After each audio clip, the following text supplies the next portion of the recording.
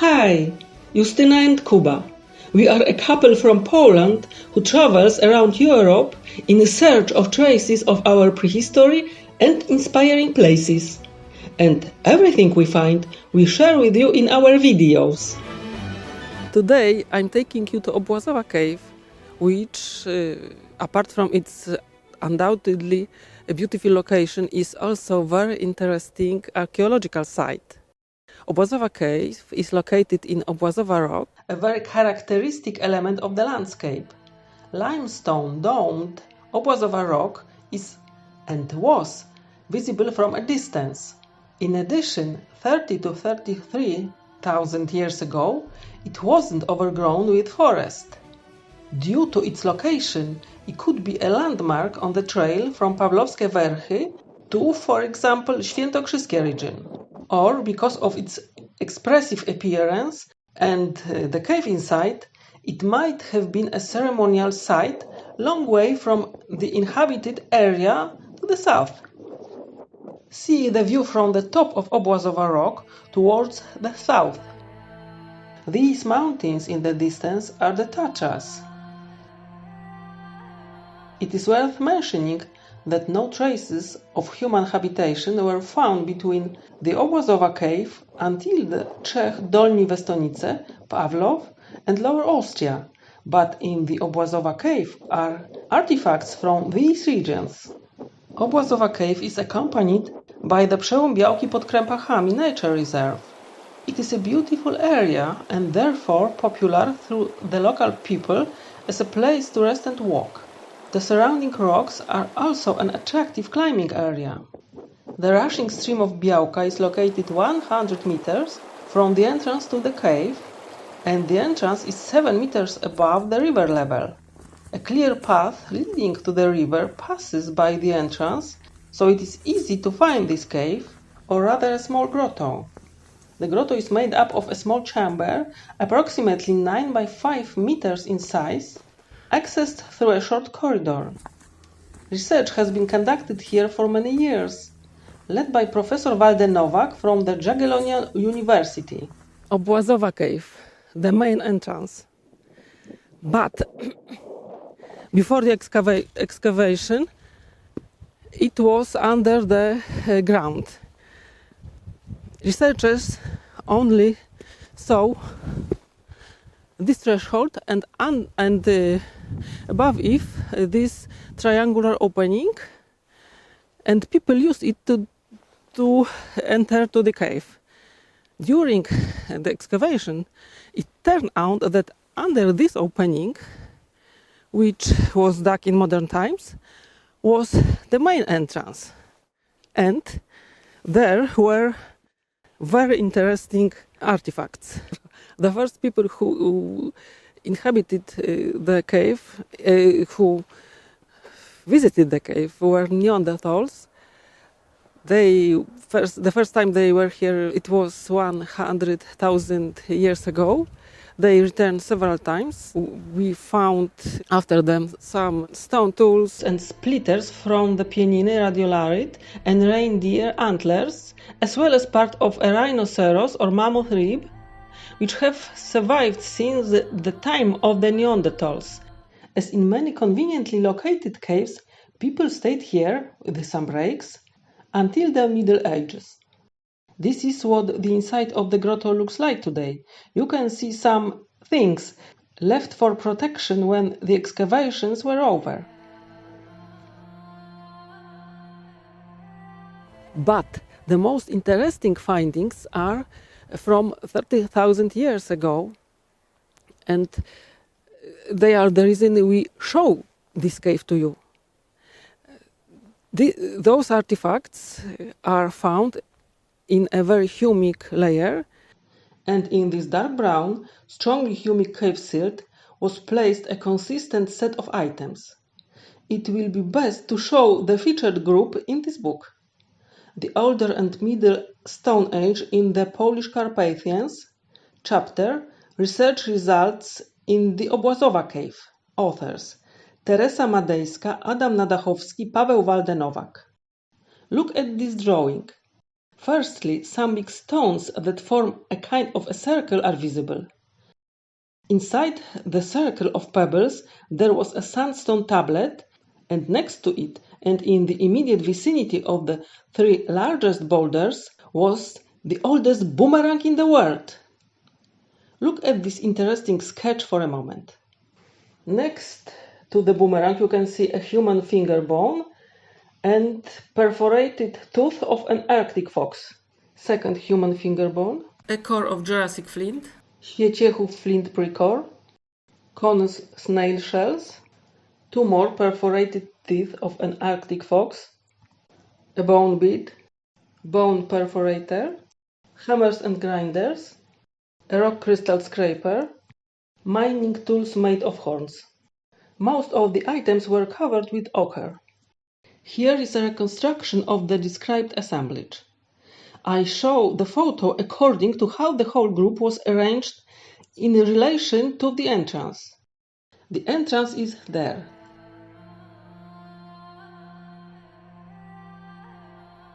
The excavations have shown that the circle was laid on an earthen platform which was created after digging the space in the cave silt. This platform was dug more or less at the level of the head of the person entering the cave at the time, which made the deposit additionally exposed.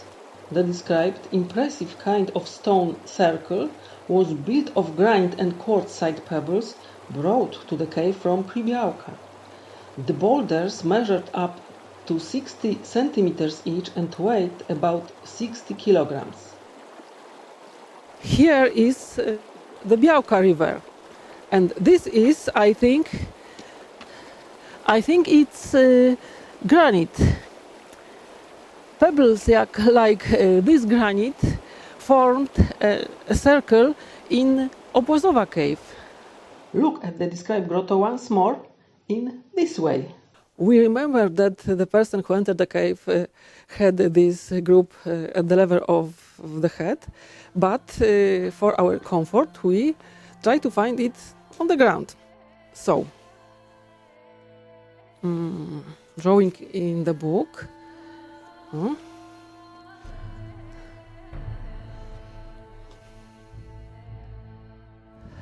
Here were three big stones,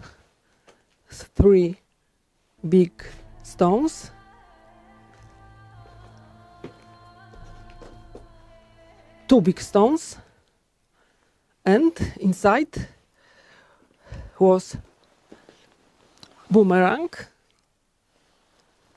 phalanx of the thumb, a tooth of Arctic fox, and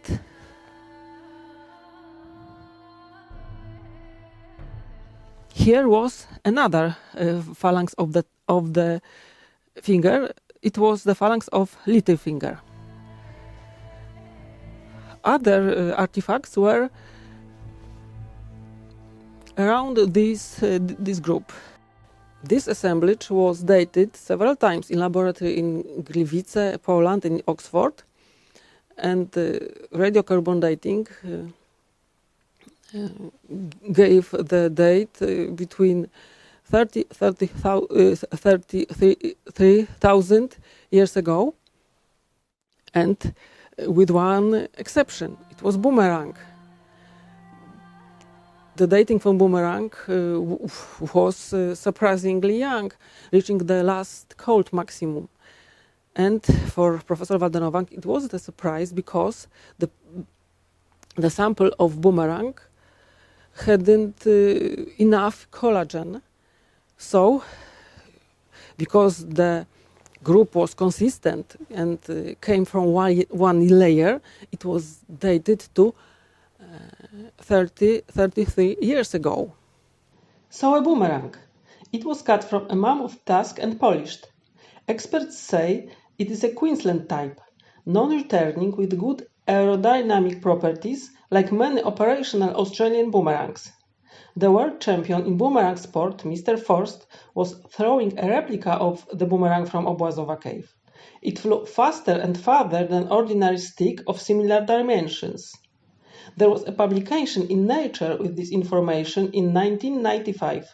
You are looking at an excerpt from Professor Walde Nowak's online lecture. Here he is showing an article in Nature about the boomerang from the Obłazowa cave. Look at some pictures showing Mr. Forst throwing a replica of this boomerang.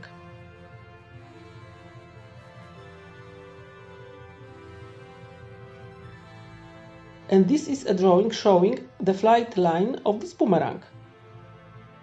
Here is shown how a stick with similar dimensions and weight is flying.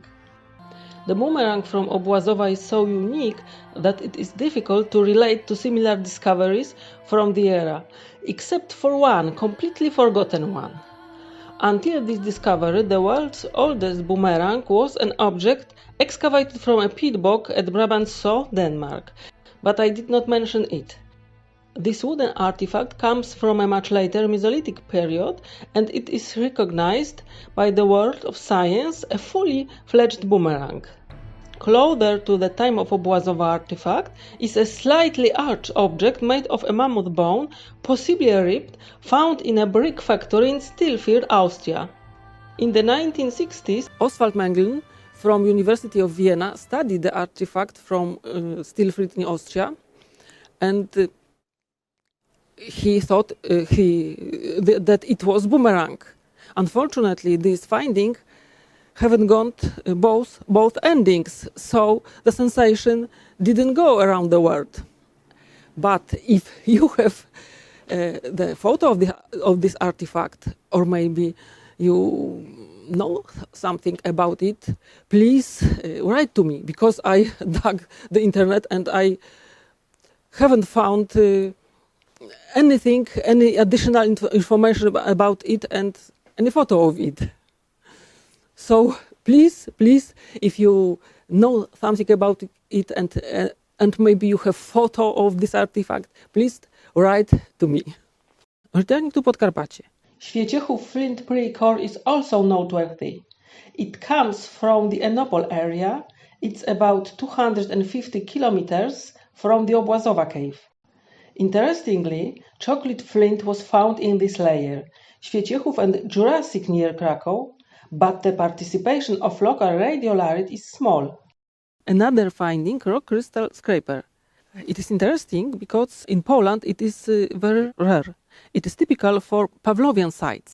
Interestingly, Professor Kozłowski in 1986 wrote that he found 76% of Polish flints in the Moravian inventories from the time.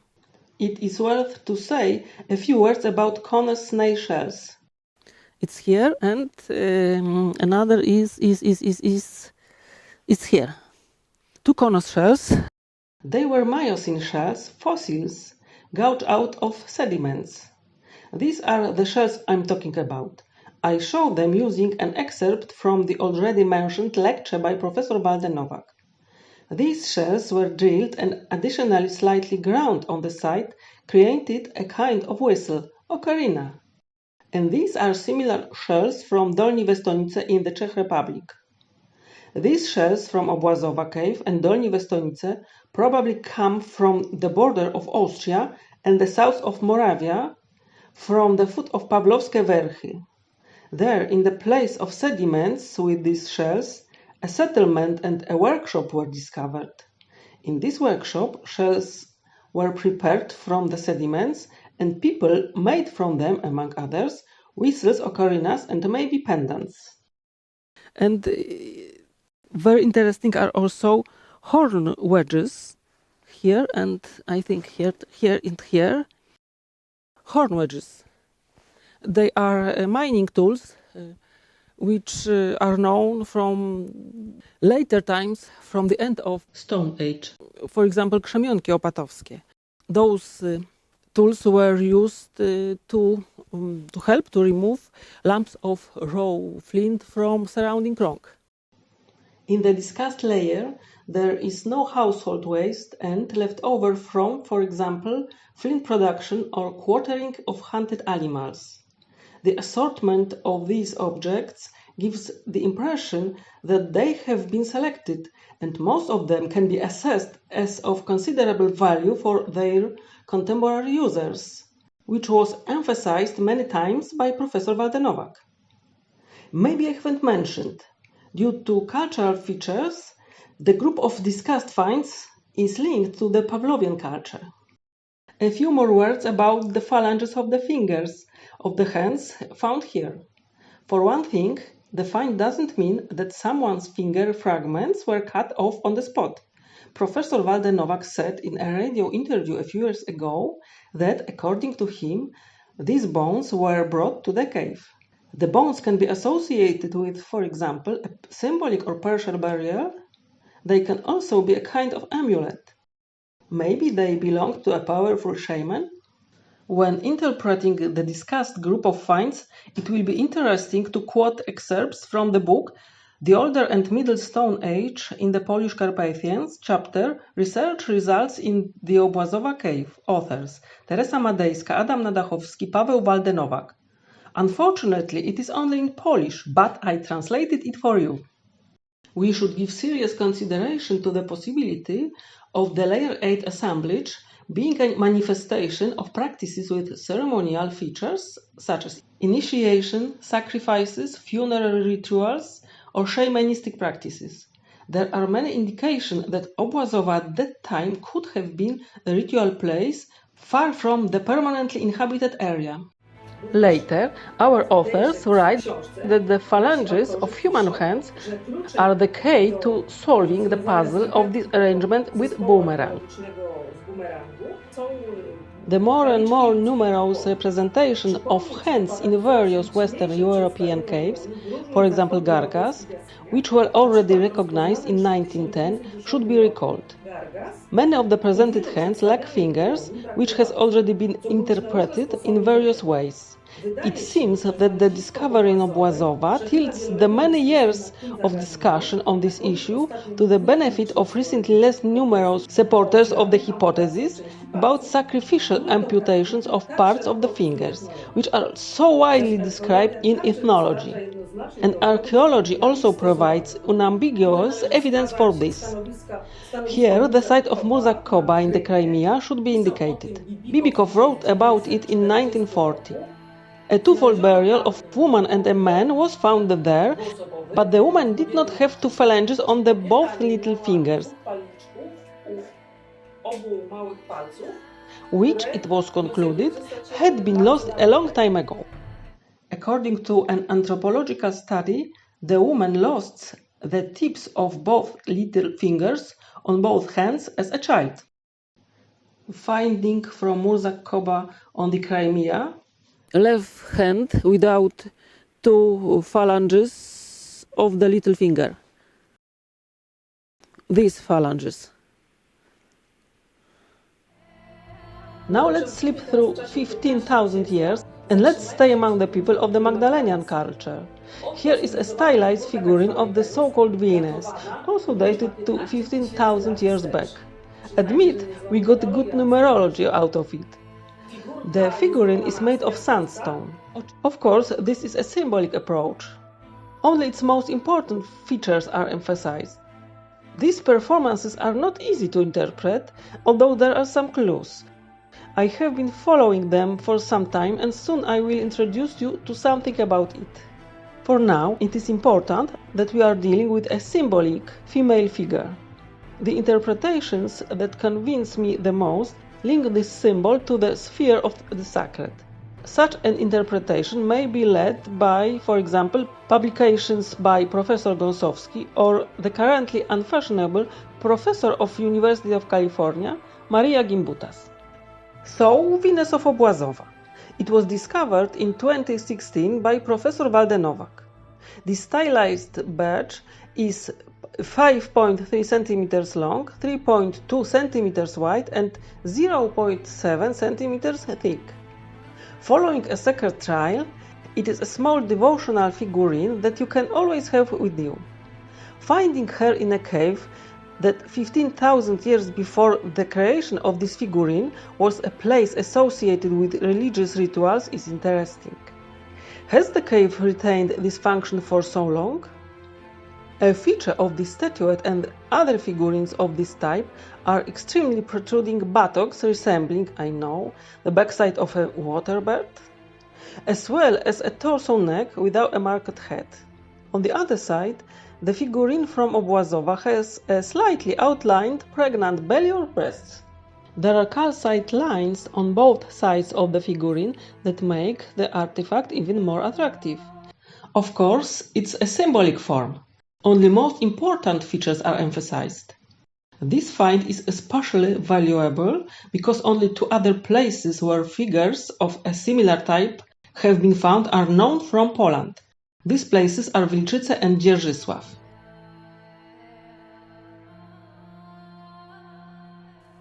That's all for today. Thanks for watching.